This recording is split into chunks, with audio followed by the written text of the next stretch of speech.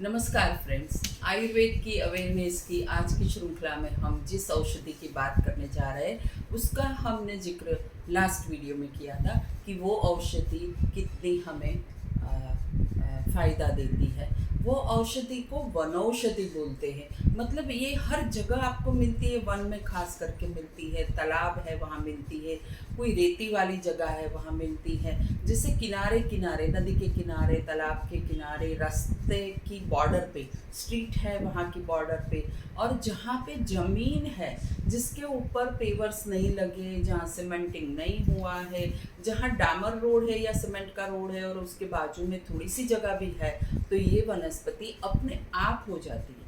हमें उसको न पानी देना पड़ता है, न खाद देना पड़ता है, अपने आप हो जाती है। इतनी मात्रा में होती है कि आपको लगेगा कि ये बिल्कुल ही वनस्पति अपने आप होती है तो फ़ायदेमंद है।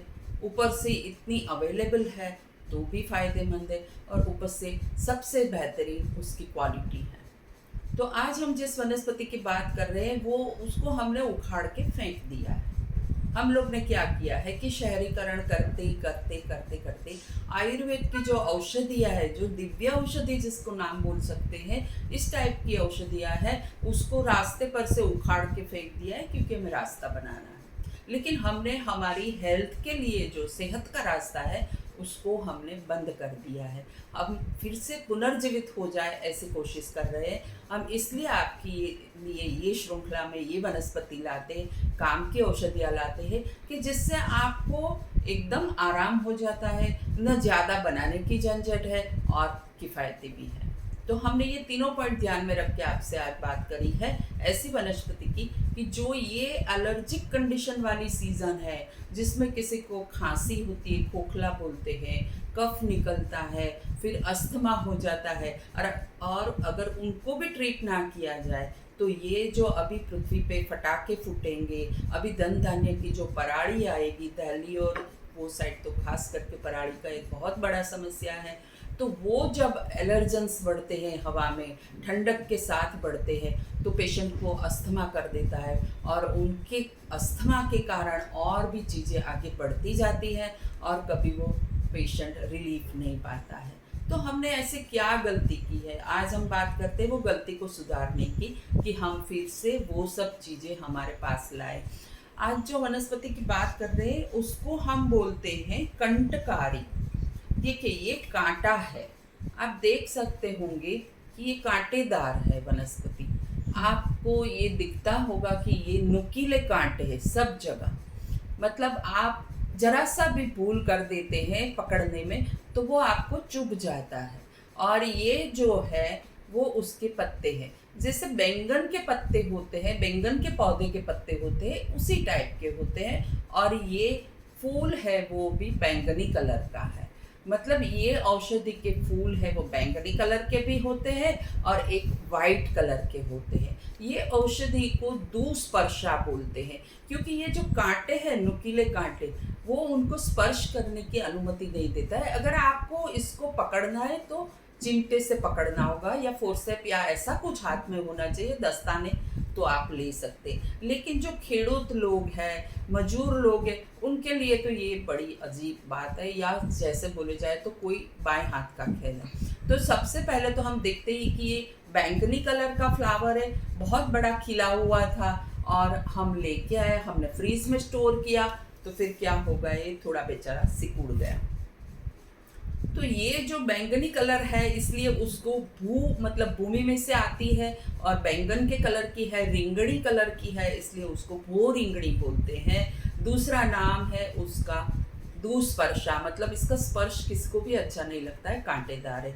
तीसरा नाम है उसका कंटकारी, कांटों से भरी हुई, तो ये तो आपने देख लिया है। और ये दो जात की होती है, एक बैठी मतलब स्प्रेड होती है अपने आप जमीन में, ऐसी होती है, और दूसरी होती है उससे थोड़ी हाइट में बड़ी होती है। और एक दो भेद उसके हैं कि एक है इसमें ये बैंगनी कलर का फ्लावर है, और दूसरा है वो वाइट कलर का फ्लावर होता है।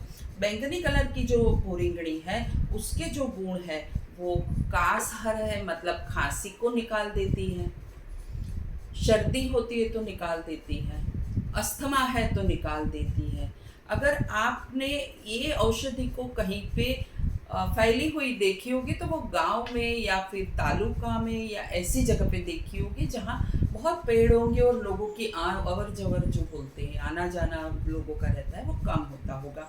फिर भी ये अपने आप हो जाती है, आपको कुछ उसकी दरकार नहीं करनी है, इसलिए हमने उसको फेंक दिए। लेकिन अभी आपको क्या करना है, अपने गार्डन में अर्डूसी लगाना है, करी लीव लगाना है, एलोवेरा लगाना है, और इसके साथ ये अगर कहीं पे आपको मिले तो वहीं पे पनप जाए ऐसी कोशिश करना है, उसको उखाड़ के फेंकना नहीं है।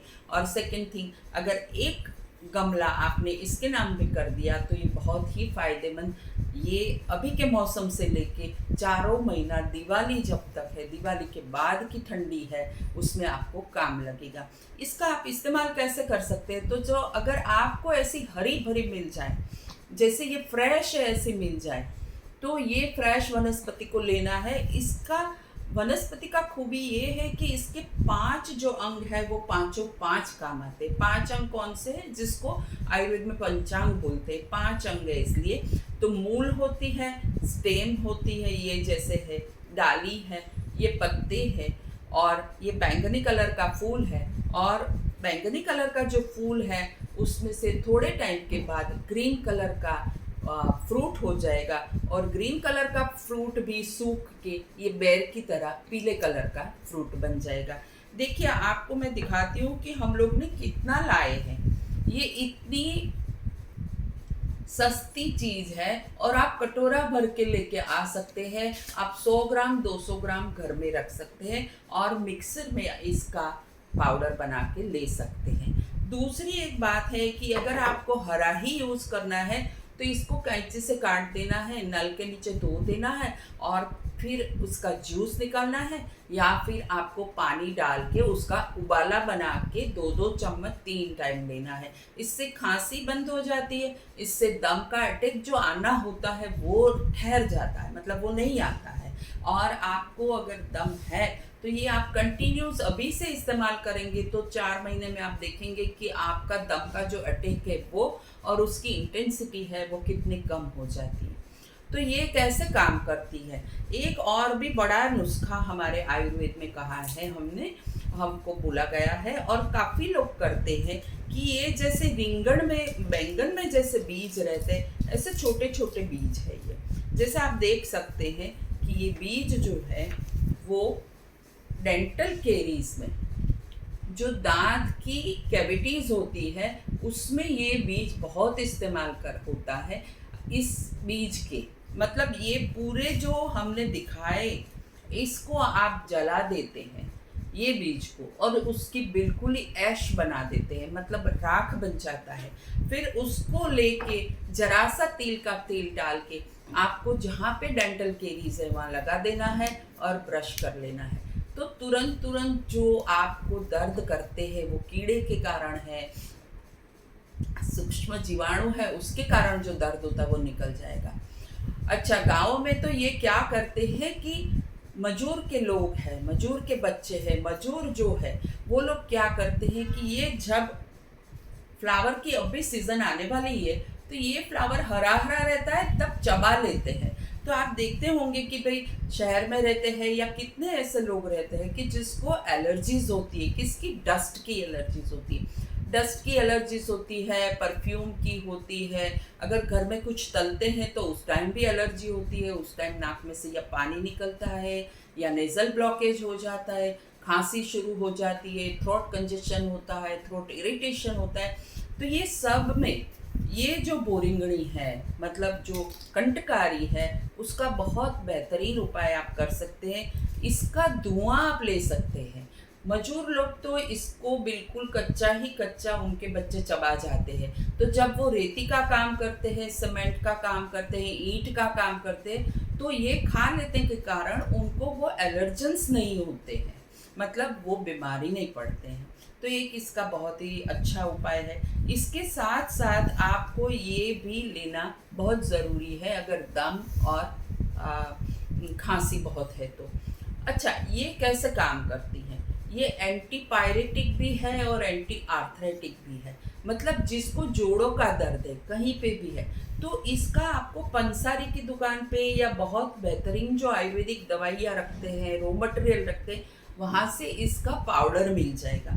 तो वो पाउडर को लेके आपको उसका 2 चम्मच बड़ा लेके गर्म पानी में मिला के उसका लेप जैसा बना के आपने जो घुटनों में है या फिर नेक पे है, जहाँ पे दर्द है वहाँ पट्टी बांध दी, तो थोड़े टाइम में वो स्वेलिंग जो है वो चली जाती है, क्योंकि इसको एंटी इन्फ्लेमेटरी भी बोलते हैं।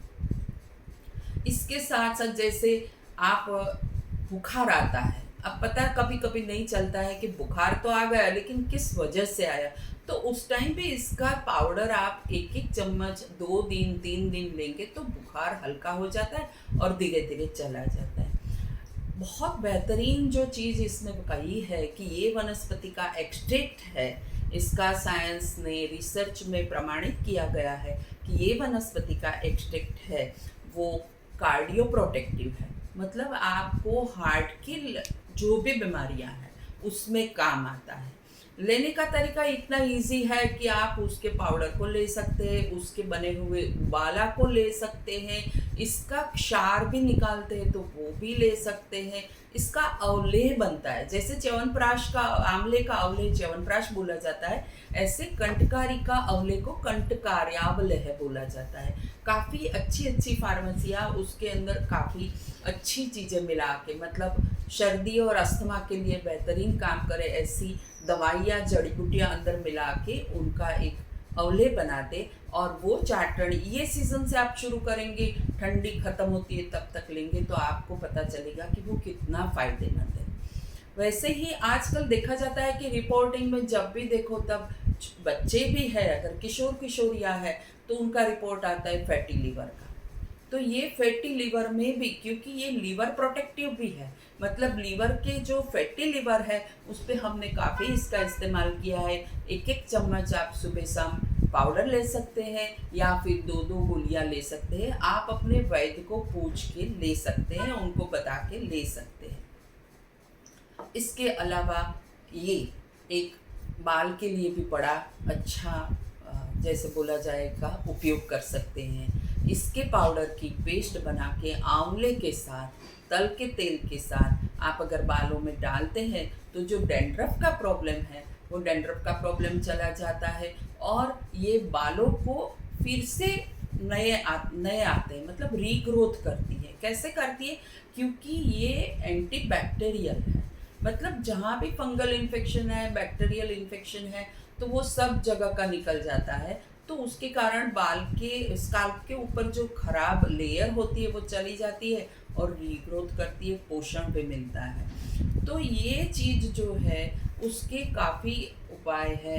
डेंटल कैरीज में यूज़ करो, आप आर्थराइटिस के लिए यूज़ करो, आप लीवर के लिए यूज़ करो, ब्लड प्यूरीफायर है, तो आपको अगर स्किन का कोई प्रॉब्लम है तो आप इसको लेते रहेंगे तो आपका ब्लड भी प्यूरीफाई हो जाएगा।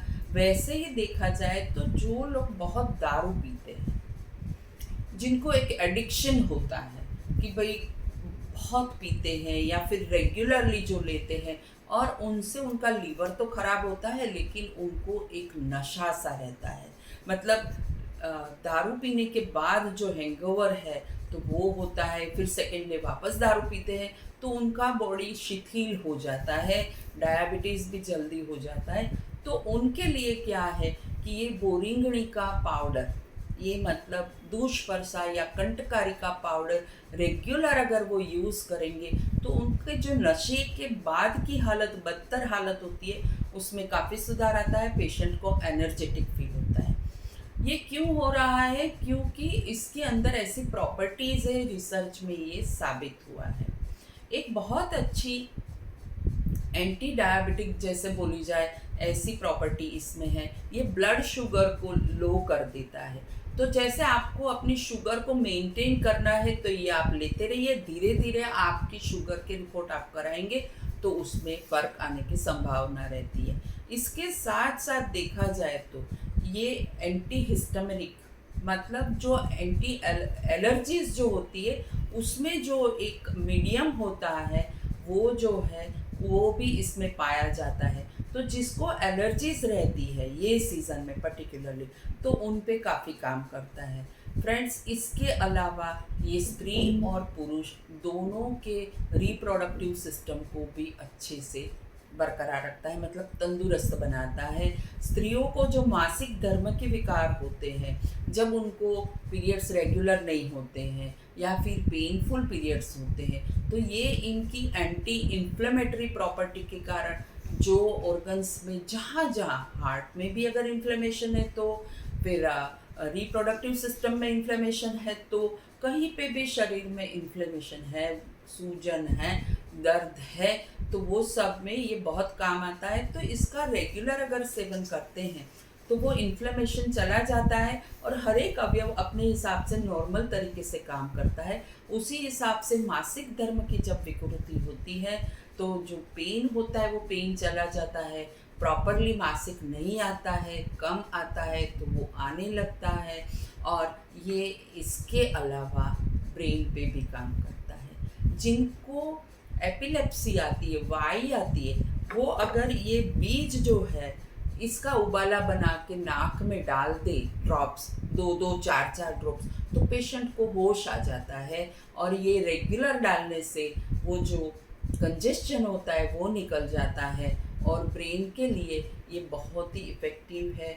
ब्रेन फॉग जैसे अभी आजकल बोलते हैं, या फिर एपिलेप्सी बोलते हैं, या फिर मेमोरी लॉस बोलते हैं, तो उसमें ये उसी हिसाब से काम करता है जैसे आप एक पेड़, एक पौधे को पानी देते हैं। मतलब ये एक न्यूट्रिशियस फूल का भी औषधि है। तो फ्रेंड्स, हम आशा रखते हैं आपसे कि आप ये वीडियो को देखने के बाद इसको ढूंढेंगे, जहाँ पे होगी उसको सलामत रखेंगे और अपने गमले में एक ये कंटकारी ला के रखेंगे, क्योंकि ये बच्चों को भी काम आती है, बड़ों को भी काम आती है, स्त्री को भी काम आती है और पुरुष को भी काम आती है। नेक्स्ट एपिसोड में हम फिर से मिलेंगे एक ऐसी ही औषधि के साथ जिसको हमने हमारी लाइफ से विदा कर लिया है, लेकिन हम वापस लाने की कोशिश कर रहे हैं। हमारा मकसद ये चैनल में आयुर्वेद के सिद्धांत को, आयुर्वेद की औषधियों को, आयुर्वेद में औषधियों से बने योगों की पहचान आपको कराना ये है, जिससे आप बेहतरीन अच्छी लाइफ जी सकें और उसका फ़ायदा उठा सकें। थैंक यू फ्रेंड्स, और हमारे चैनल को सब्सक्राइब करिए, लाइक करिए और शेयर करिए।